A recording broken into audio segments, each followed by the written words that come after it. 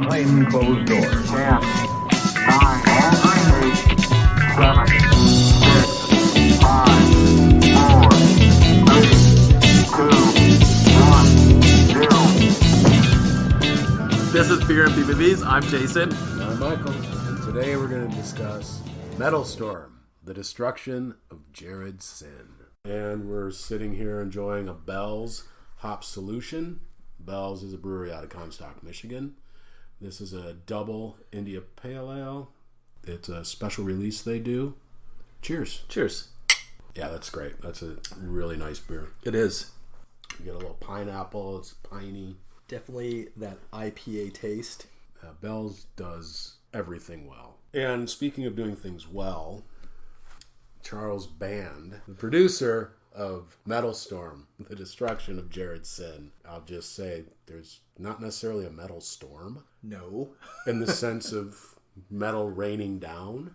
There's a metal character, Ball, the son of Jared-Syn. He's got a cool arm. Oh, and for those of you who haven't heard of this movie, it was 3D. Released in 1983. It was a 3D movie I saw at a drive-in. And the real attraction in the trailer was Ball, because he's this metallic-looking mutant-type character with a metal arm. It's a half arm, and he'll point it at you. And then a series of clicks happen, and the arm shoots out, and then shoots acid at you. And that was the coolest thing when I was a kid.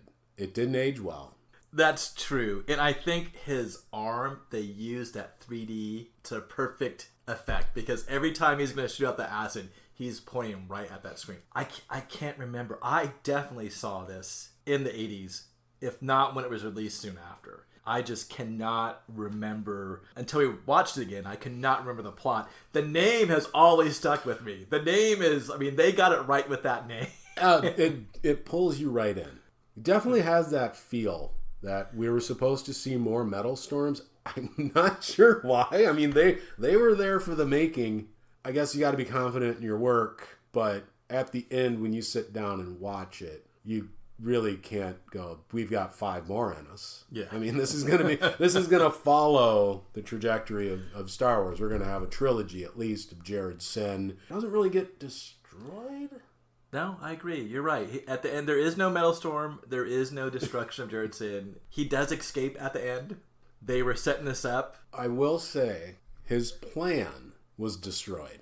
Technically, you're right. His plan was just to unite the nomads, One Eyes, and I don't know if the Cyclopeans. There's a lot of world building that was going on, and a lot of depth perception issues with the Cyclops people that we never really see. We see the One Eyes, and then we're forgetting about Dojin. Oh, that's right. Dojin is our main character, our hero. Yes, he is a ranger finder class. Often, told that he's a finder. Yes. And this is a big deal. And there's a point, and we'll get to this at the end, where he does track Ball's goo, that after he pulls off Ball's arm, he does find Ball by tracking that goo. So if that's any indication of his ability to find things, and that was played by Jeffrey Byron. Yes. Hollywood family. But when my wife sat down and watched this with us, she was more enamored with the fact that his mom was a General Hospital actress. And then she spent the rest of the time while I'm watching the movie reliving General Hospital memories.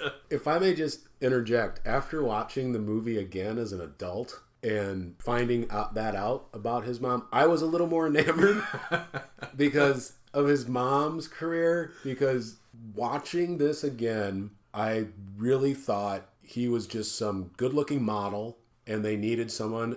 They couldn't get Harrison Ford, and they said, this guy's good-looking. We'll put him in the movie, because his acting isn't good. No, it could be the storyline. It could be the plot. He was designed to look like Mad Max. Oh. That Ranger uniform, his first dance, and all that leather, he looks like Mel Gibson from Mad Max. Right off of, you could put both of those characters, side by side, and you were like, hey, it's definitely Mad Max. He would have fit in that movie. Absolutely. He could have been in Mad Max. He could have been the partner that died. Everything about this movie just screams we saw Mad Max and the Road Warrior. Maybe we took some hallucinogenics out in the desert and came back with an idea to make it a little more sci-fi. Yeah, Because it's post-apocalyptic feel with more science fiction. No. Like Mad Max is post-apocalyptic. This has a feel. We don't know where we are. They don't say, what is the town's name? They send him... Yeah, there's a lot of sci-fi, like... I'm all over the place right gobbledygook. now. Yes, I need to refocus. Yeah. Because, I'm all over. We're on Dojin. And Yeah. Because this movie does that to you. There is so much confusion and just a train wreck of flashbacks and strangeness and other planes. Dreamscapes, exactly. It feels like there could be the seed of an interesting idea. But then the movie happens and that idea is executed, like he said, gobbledygook, I believe it was. It does have one thing, though. It has Tim Thomerson. That's true. It does. He plays that rakish, rogue Han Solo character, which, of course, he meets in a cantina. Drawing some parallels. He's in a bar. Dojin meets him in a cantina. He's his... Cynical. Name's Rhodes. Was he a a ranger? He was a ranger, too. And there's a point where even Dojin comments on his outfit, and he says, "Oh, were you in the Sand Wars?" So there's a lot of world building. There's wars, there's territories, there's quadrants. A lot of things are thrown at you. I think we should talk like big picture plot. Dojin is sent to find Jared-Syn, who is making noise and causing problems among the nomads. That's the plot. He's sent there to find him. We don't know if he was sent there to eliminate him or just bring him back to wherever to have justice served. We don't know Jared-Syn's backstory or his son Baal's backstory. We just know that's the main plot. Judging by Dojin's title, maybe he was just supposed to find him. True. He is Finder class, as they point out. Find him. He goes, there. Yeah. I found Jared-Syn. He's collecting something in crystals, like life forces. They don't get too much into that, except when Baal shoots his little acid stuff on you, which looked really cool in 3D, it sends the victim, the person receiving the acid on them, sort of another plane where they see Jared-Syn and some of his henchmen, and Jared-Syn slow motion walks up to you, touches you with a crystal, and then you're dead. Then your life force goes into these crystals. And then are transferred into that large crystal. A really, really large crystal. When we start, Dojin is cruising through this nomad land, trying to find Jared-Syn. He's in his little post-apocalyptic car. Looks like something from Tom Petty's You Got Lucky video. And he's wearing a motorcycle helmet. In the car. And he gets attacked by one of the one-eyed people. And then he kills him. The guy's flying in his little flying scooter deal. And then he finds a crystal. That's really never explained. I don't know why that person had a crystal. Clearly, crystals make up a big part of the economy of this territory. The coin of the realm. And right after that scene, it flashes to Kelly Preston, who's playing Diana. It sounds normal, but when you see the spelling, it's Dhyna. A-N-A. Yeah. Which makes it a sci-fi name, because you just take a common name and you throw different Throw a couple consonants. Exactly. Silent consonants. Maybe 2 extra vowels in the consonant where you just don't need one. And a silent H. Her and her father are mining crystals in a cave. In territory they're not supposed to be. Yes. This is really worth noting that her father is being extremely irresponsible with his daughter's safety. Absolutely. Because this is nomad territory. You're not supposed to be out here. There are different rules. And that's where I get, like, sometimes there's this Western motif. They're mining on territories that are not supposed to be, and some marshal has to come in and pull them out of trouble. Or the frontier. Yeah, exactly. It's not necessarily somebody says you're not supposed to be there, but who's to really say? Might makes right out in these places. It's an old man and his daughter versus Baal and his sort of mutant henchman and the acid arm. Money, might makes right. Money's on Baal and his buddies. Then the old man, his big plan is to just feign stupidity. Yeah. Oh, I didn't know. Yeah. I didn't know I'm supposed to be here. It's like, what did he think was going to happen, and why would you take your daughter into that situation? Exactly. And they find a crystal.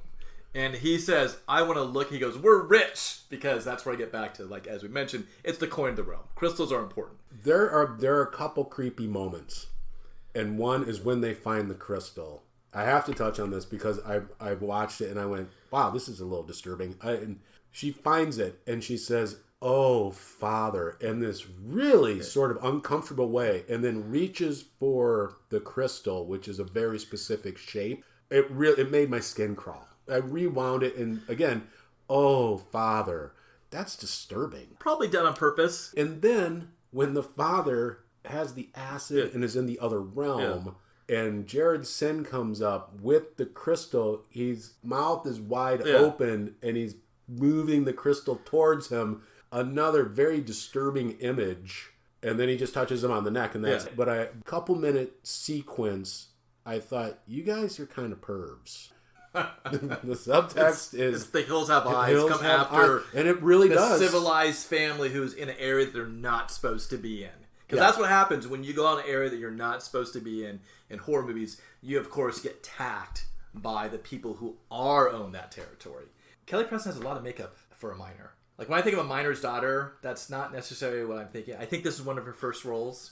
But she has a lot of, like, blush on and eye makeup, which is fine. We don't know this civilization. That might be very common when you go out mining. When any of us are thinking about a miner's daughter, we're thinking about Sissy Spacek. Exactly. There's no other miner's daughter than Sissy Spacek. But you can now add Kelly Preston when you think about, like, crystal mining daughter. Her father dies, and then Dojin shows up. Yes. Takes his motorcycle helmet off when he exits his car, and she doesn't know who he is. Even though he's wearing the Mad Max and he's got a little lapel pin type thing, she doesn't know who he is, and she's going to shoot him.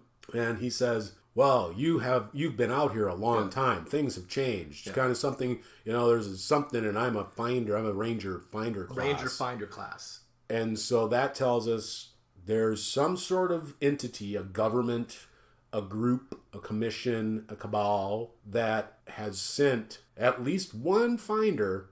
They must be confident in his ability to find things because he's the only one we come across. It's not like you even come across a dead finder and he goes, oh, this was Wilson. That's spelled with 3 L's and it's I-N.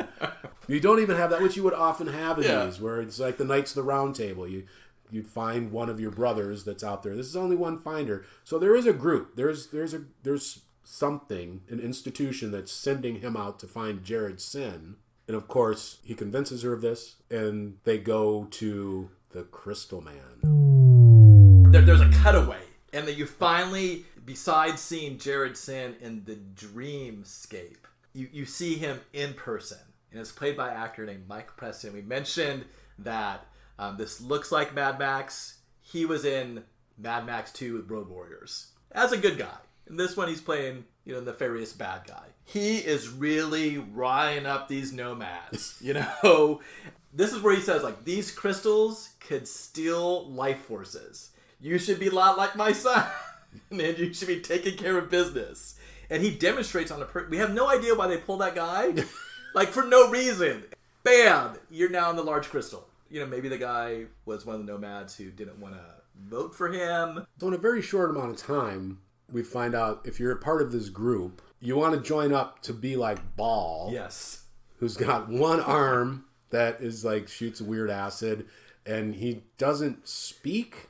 His mouth doesn't move. Just the words come out, and they sound very metallic. And he's not good looking. He's very mutated, and you can do that, and then we might just randomly pull you out and demonstrate our power by sticking a crystal to your neck and killing you.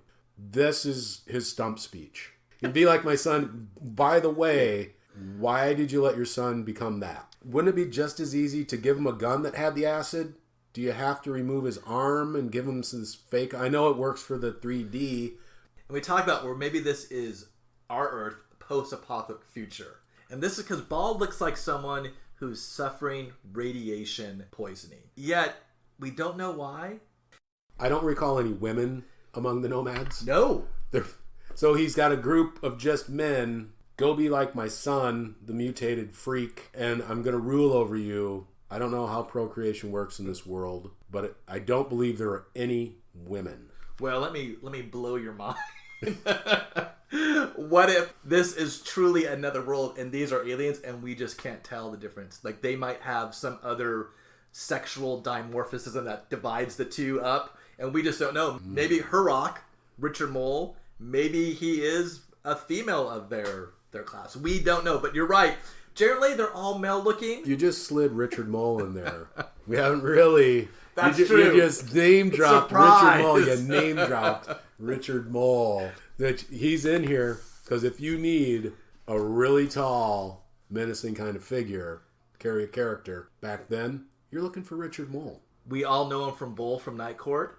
And... Also know him from House. William that's Cat. right. That's right. So we're going back to Dojin. Yes, and they're at the place where he's going to tell them about what these crystals are. And he has some kind of PVC pipe gadget that is supposed to look futuristic-y, but it's just these pipes that are sort of strung together, and then he has things hanging from strings, and he has the crystal hanging from a string. Yeah. It's a test. It's this laboratory test, but it's supposed to look very... Sciencey. Futuristic, yes. Post-apocalyptic-y. And it's in a cave. I just went, wow, it's in a cave. It's in a cave. And he shoots something, and it bounces off a couple things and hits the laser, and he goes, It's not a power cell. And then he goes and adjusts his little shooty thing, and he goes, boom, and shoots again. And he's like, no, that's not a drive cell, too small. One last time, third time's a charm. Pew! And there it is. It's a storage cell for life force. And I think he says, I should have known. Yes. Why should he have known? Is this a comment? These life force power cells? Is this... Well, this is a scene, too, There's where... like nothing out here, but you have these super awesome power cells that hold life forces. And nothing else. I don't know where these people get food. We don't see any grazing animals. There's nothing growing. I'm assuming that... At no point is anyone eating. There's no water. There's no water. I mean, they're out in nowhere. I don't even know why they want to protect this land. That's a good question. And this is also a scene where... And it just throws out there because he's like, oh, these are from the lost city of Set. And that name keeps coming up. But that's not Dojin's mission. But also he's like, hey, do you know where this lost city of Set is? He told Diana that he was going to take care of Jared-Syn. He would help her seek revenge, which was his responsibility to begin with because he's a finder. So that promise he made to her, it's kind of half-hearted because it's his job to begin with. But now all of a sudden he's interested in this lost city of Set. Unless we're led to believe that that's where Jared-Syn, that he's holding his war council. And that's when Zack says, well, you need to go to this mining town. Because there's this rogue out there. He can show you the way. Whenever you need to find something, send somebody to a bar to look for a cynical jerk. Have we not learned from Star Wars? Yes. That's how you resolve these things. Just go find a cynical jerk who's half in the bag at a bar in the middle of nowhere in a backwater. Yeah. Find that guy. He's the one you want. They leave now with a new mission? And this is where I get confused because I'm not sure what Dojin... We never get inside Dojin's head. He has a lot of these strange stares. His eyes are always wide open. Everything surprises him anytime you say something. There's always that look of, oh, really? Yeah, yes, exactly. They take off. They're going to drive this mining camp, and then they're set upon by Ball and his minions. This is sort of the big car chase scene that really isn't all that cool. Just a car hits something, blows up. I mean, these things are not well designed at all. Ralph Nader would be so down on the safety of these vehicles. They chase Dojin, and Dojin's kind of speeding. Yeah. Oh, he's going to get 35 miles per hour. Wherever this place is, the roads are pretty well maintained. They found some really good fire roads out in the desert somewhere because they were extremely well graded, well traveled, because there was always lots and lots of tire treads on these trails. So they were driving on these nice roads, and suddenly, boom, they get Dojin and Diana pinned in. They're caught. Game over. This is it. You found the end of your days. Yeah, this could end the movie. In terms of where it's located, so part of it is shot at Vasquez Rock. I'm not sure where those roads are. I would like certainly to find them. I'd like to take my kids on a Metalstorm driving tour. They'd love you for it. They have been to Vasquez Rock in terms of being a B movie and trying to cut costs. That wherever those other canyons are is probably close to that Vasquez Rock, Acton area up on the 14 freeway around that area. I would hope so. I would hope that because the cave scene are from Bronson Caves right in Hollywood in Griffith Park area. That is also a mark of being a sci-fi movie, is that if you shoot at Bronson Cave or you shoot at Vasquez Rock, you could earn your sci-fi badge. If you have both of them in the same movie, that's pretty amazing. But you're right. So you're saying Metalstorm does have this distinction? I'm sure that if you went through a bunch of B sci-fi movies and you need a cave and you need a place that looked otherworldly, that Vasquez Rock and Bronson Cave would be your go-tos. They're trying to make it otherworldly. Yes. If you held a gun to my head, I would say we're not on planet Earth. Even though we're dealing with humans, speaking English, driving, modified cars that we drive here. Looked online, and they actually, I can't remember if it's Wikipedia or some blog post named the planet, but I found no name in that movie. And so I don't know if there was something that was... either in someone got a hold of the screenplay, or maybe I have no idea if there's been fan fiction about Metalstorm and someone named the planet. But you're right, it could be anywhere. So back to what should have been the end of the movie. They've got Dojin and Diana dead to rights. Yes, it's over. The two cars they haven't blocked their path. They can't back up. You ain't finding stuff going backwards. Finding is a forwards venture. Exactly. I forget. He's a finder. You don't go backwards. Ball comes up. He's got his half arm. He's moving in slow motion. Just gonna... And what really, when I was a kid, it just seemed like this stuff just came spraying out like just, crazy. It's just this dribble. Just sort of splurts this greenish stuff on to Dojin's leg. And he goes into the other plane. The same thing. My memory is that Ball's acid was more like a Raiders of the Lost Ark. You got sprayed on you and you melted Or away. the alien. It just alien went blood. right through you. And maybe that's just because I was confusing it with the alien blood. That crap's going to eat through the hull. No, it's like a hallucinogenic, spiritual ayahuasca, something that sends you into this other plane where Dojin, you think, crystal over. Doesn't work that way. Jared-Syn comes up and says, "Whoa, the two of you together are too powerful." Then Dojin wakes back up in the arms of Diana. It's night. They're under a rock. She has a fire. Clear ways if you want to attract another attack. This is a part where I don't understand, where Ball sprays his goo on Dojin. There's a lot of close fighting. There's a lot of lasers going back and forth. And all that's left is Dojin's down. Diana has one gun. And then Ball just kind of hightails it out of there. He flees. She picks the gun up. Yeah. Takes one shot. Misses. From 10 feet away, she misses. And they go, that we've had enough of you. He could have either just retracted a little bit and hid, and then attacked them again, or attacked them right then. They're down. Dojin's... Maybe, just throwing things out, maybe he seems much more accurate with the acid. Shoot her with acid. Now it's over.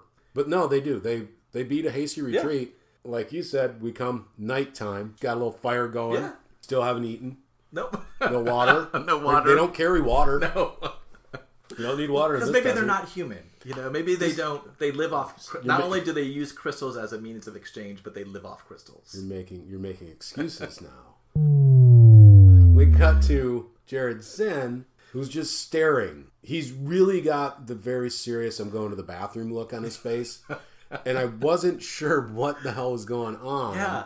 And he's just squatting and something in his hand that we don't realize until later on. Yeah. He's just sitting there. Then poof, Diana disappears and she ends up with Jared-Syn. He's got this power. He has the ability to transport people just sitting there squatting and staring intently. A new power develops. Used once.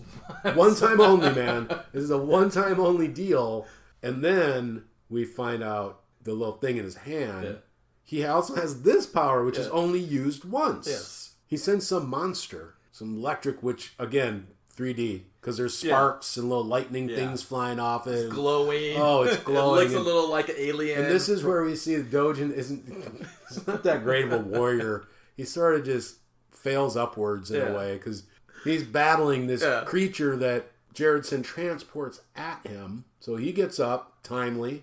Oh, this thing's here. I'm fighting. He's just scampering backwards and then somehow produces water. It's sort of a Moses thing going on here. Bam. Water. Yeah, there's a lot. And the creature, not knowing it shouldn't step in water because it's an electricity type thing going on, steps in the water. Game over. All of a sudden, Jared-Syn seems to have is really powerful. But you're right, he only uses that one time. And I have to ask you this, Michael. Is this scene even necessary? Dojin's task is to find Jared-Syn. Taking Diana, does that serve any purpose? Was he about to say, you know what? Hands up. This is too much for me. I'm going to go back to where I came back. I can't find Jared-Syn. We need to find another way for him to continue on his journey as part of this heroic journey. Because I look at them like, okay, that's nice. They now separate. Kelly Preston, she's gone. She's with Jared-Syn. We don't see her again until the very end. Ideally, Dojin would have found her. That's what he does. Dropped her off at the next little town and then moved on. Picked up Tim Thomerson. Went and found Jared-Syn. There's your buddy. I don't really think they knew how to write a female character. Because the barkeep at the cantina where he finds Rhodes, Tim Thomerson, in that one little moment, she was a more interesting character than Kelly Preston's character. And her name was Amy. No sci-fi name involved. They're just barkeep Amy. Let's not make this difficult. Yep, she's just got a little attitude, a little sass. She's your classic bartender. I think somewhere, maybe Charles Band stepped in. There was no female character. And maybe he stepped in and said, you got to have a female in the movie. You got to have a woman in the movie. Love interest or something, you know? Yeah, which romantic. the sparks were flying. Yeah, exactly. Between the two of them, there was chemistry. Best kiss ever on screen. I mean, it's unbelievable. But that is my take. It was just they didn't know what to do with her, so they just had her disappear, and then they kept her alive, which is going to require food and drink. And Jared eventually tells his son, hey, I have something that he wants.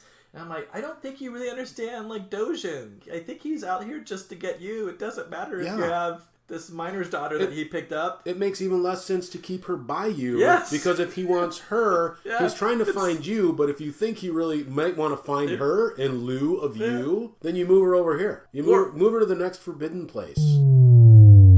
They're at the cantina now.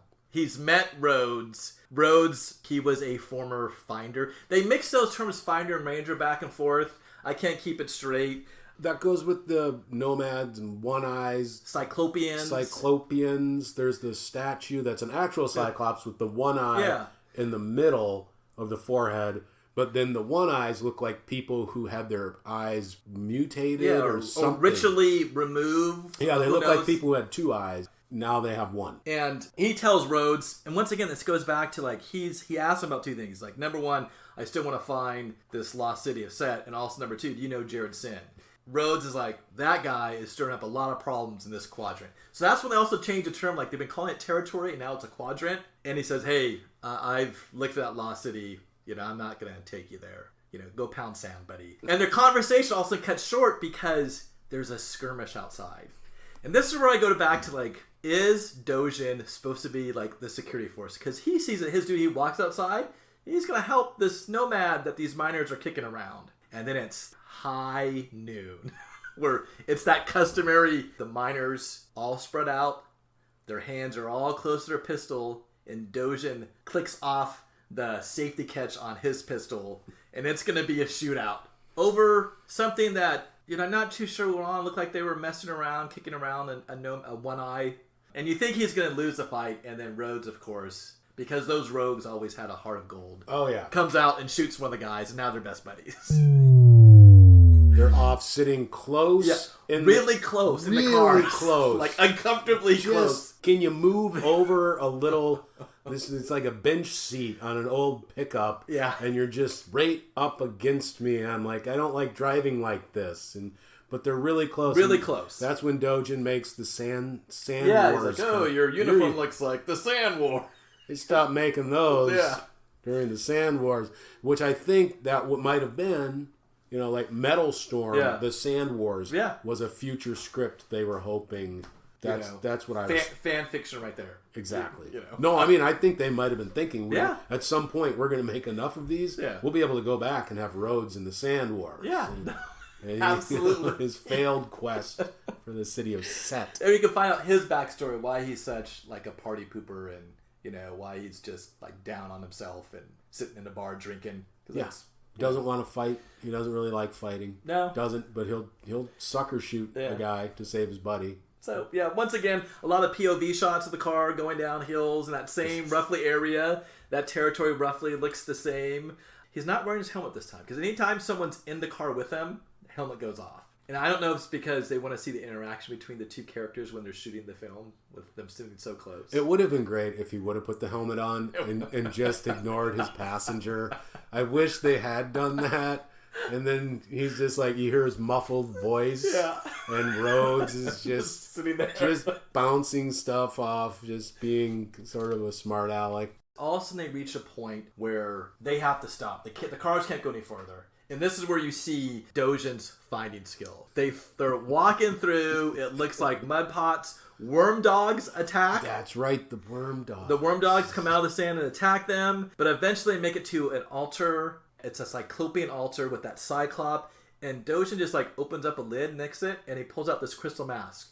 And then I went back and I watched it a couple times, and I caught a phrase early on when Kelly Preston, Diana, telling stories to Dojin early in the film about when her dad would tell her stories about Set. She also mentioned, and there's a magic mask. It's like one throwaway line at the beginning. I threw it away because there was some of this sci-fi gobbledygook being thrown out. But he finds that mask. That's where Hurok, Richard Mole, and the Nomads show up. Because clearly they're on Nomad territory and they're not supposed to be. Except nobody's supposed to. No one recognizes his uniform. And I feel really bad for him. We should at least acknowledge that you serve some sort of responsibility. I think it was like the Old West when they would send, a marshal out or something, and people would go, we don't recognize you. Yeah. We're not under your umbrella. Nobody knows about the deals you're making back there, and we really don't care. This is what we do out here.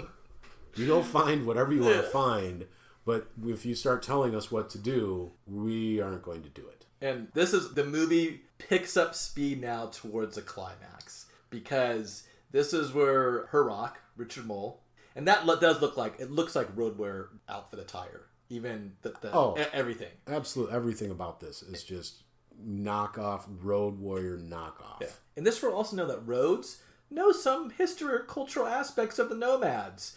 Because he's like, oh, listen. Because the Nomads say, oh, being on a territory is death. And Rhodes speaks like, wait a second, my understanding of Nomad culture is that the warrior could actually fight his way out. And they're like, okay, Dojin and Hurok are going to fight in the pit. And who wins will determine if Rhodes and Dojin leave, or if Dojin and Rhodes are slaughtered by the One Eyes. So Rhodes is a bit of an anthropologist. Yeah. He was more than happy to see Dojin fight. That's when you kind of find out he's not a fighter. He's, I don't want to fight. Indiana Jones. Han Solo, Indiana Jones. Both those characters. Jim Rockford. Yeah. And Dojin just kind of does his wide-eyed, of course. Yeah. Of course he wants me to fight. So they fight, and this is where you actually see a bit of warrior come out. He's getting his butt kicked, and then he gets over, and he doesn't kill Hurok. Whoa, I was surprised. And now they're buddies. Tight. Yeah, very, exactly. very tight. Not only that, Hurok tells him... Well, first I have to talk about that fight scene. That's where they use that 3D, because a lot of the knives coming really slowly right at the screen. You're like, well, someone could really dodge that if they're moving so slowly. But if you were sitting in front of a big screen outside, that would look awesome. It was so cool. They're just coming at you. But Hurok actually says, hey, I respect you. We're buddies now. Listen, there's a war council meeting. We can't take this road together. But Jared-Syn, the guy you're looking for, he's going to be at this war council. And it's right over there. It's right that way. You can find Jared-Syn over there. Rhodes and Jared-Syn, they take off. They're heading right to this war council. And once again, they just come over the crest of the hill, and they're with Ball again. If finding Ball was his job, 5-star, whatever, like the highest rank you can get as a finder... Yes. You found the hell out of Ball. This is amazing. Now find his dad. I don't know why you can't do your job. Do your job. No wonder nobody's listening to you. He has one job. Yeah. You blew it at the beginning, picking up this girl. Nobody told you. Find a girl, and then find Jared-Syn. No one told him to fall in love. So here's Ball again. It's a standoff. Rhodes goes down, defending Dojin, and then Dojin, in this maniacal scene, rips off Ball's arm. And the way he rips it off is the expression on Dojin's face is classic. You know? And that goo or acid goes sprays everywhere. Who would have thought that arm would just come off that easily? Clearly, Ball's story deserves its own spin-off. It does. Because if they remove the arm for that, I'd say that was not very well thought out. Should have just made a gun with the acid. But did he lose it? And then they said, well, let's try to make good use of a bad thing. We'll give you the acid arm thing. What do you think about that? And then we'll just do everything else to you and make you a freak. Yeah, Metalstorm. Because he's the only one. You have the one-eyed people, but he's the only one like him. Because some of those nomads, they're the one eyes, and then some are wearing what honestly I think is a sand person mask. It's just a filtered mask where you can't see. But you're right, no one looks like Ball. That's why clearly Jared-Syn and Ball are outsiders coming into this war council. So Dojin tells Rhodes, his buddy's dying. He's like, I'll be back for you.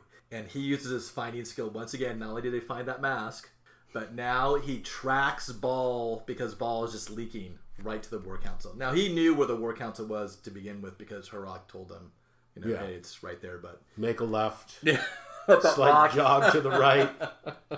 Dojin walks into the war council, walks right up. Half these people have probably shot at him. Jared-Syn, hey, listen, this guy, he's the bad guy. Dojin starts speaking, and Harrock's like, let this man speak. He's a friend. Yes. No, Jared-Syn right here, this guy, he's the one who's responsible for all the massacres. He's the one who's responsible for stealing of your land, which doesn't make a lot of sense. Like, I don't know what massacres or land theft is going on. And Jared-Syn's response, I rule you. Kill him. And then Harrock, you rule me? That's the end of Jared-Syn's attempt to take them over. I think he's a capricious man, Jared-Syn. I think he wanted that in the moment. Yeah. And then he went, oh, this is going to be work. I don't think you want to do the hard work of leading a whole group of people. And when he realized, there's hard work, I'm going to cut bait. I'm out of here. He's out of here. You can have your dumb land. You can have your dumb crystals. Jared-Syn apparently gets on the flying cycle because we don't see it. We see everybody looking off screen at what apparently is Jared-Syn getting on this conveniently placed flying cycle with this odd helmet. His outfit was just all bulbous and strange. It was. And he's gone, and then Dojin jumps on a speeder bike. They're on another cool chase that looked cool in 3D because, they're both like coming at you. You can see it. And how does he meet his maker? Flying a scooter, and he's making some Lovecraftian incantation to the Dark Lords of Set, and then a energy tunnel is a word that they use, not a wormhole or a rip in time, like an energy tunnel opens up. Tunnel. Just a sign, energy tunnel this way, and he's gone. For a bit, Dojin fly into that tunnel with him? Yes, but he comes out. Okay. Yeah, he comes out, because this is the end of the movie now. He comes out. This is it. He goes back to where the large crystal is, where Harrock and Diana are sitting, and he's like, well, he escaped through, I think Harrock or Richard Mole's character said he could be at any place or any dimension at any time. And Dojin's like, yeah, but he'll be trapped because I'm going to go after him. And then he blows up the crystal. The souls are released. Freed, I hope. But wasn't the crystal the only way into that energy tunnel? So if he's going to track him down... It's going to take some finding skills. And we know he's not... Oh, he's going to take a circuitous route. Exactly. He's never going point A to point B the straight line. He's going to take his own little Dojin route to finding Jared-Syn. And maybe actually destroying him this time. Metalstorm Book 2. Waiting almost 40 years now. And then you have the classic wrap-up where Dojin and Diana are walking out of the war council. And then Rhodes shows up. He's alive. You're happy. You knew that was going to happen. Exactly. Tim Thomerson doesn't die. Yeah. And he's like, he looks at Kelly Press is like, well, now I know why you did this all. And I'm like, he did it because it was his job. Yeah. He wasn't sent to find her. They have no chemistry, Rhodes. There's a very good chance down the road I could see her with Rhodes because he has more charisma than Dojin. I gotta say though, it was a lot of fun to watch this movie. It was. Because it's not too long. And when you start talking about the time of a movie being the plus, I mean, that says something. This is just a wildly silly movie. I concur. I would recommend this to people who like these types of movies. It's fun. If you're listening to this and you haven't seen Metalstorm, The Destruction of Jared-Syn, you should. Go out and get it. There's nothing wrong with this movie. It's totally kid friendly. Yes. There's nothing very offensive. No. Except poor writing. That can sometimes be offensive. So what's the beer that we drank again? the hop solution from Bell. Delicious, and we finished it. So, Okay then. all right. I'm Jason. I'm Michael.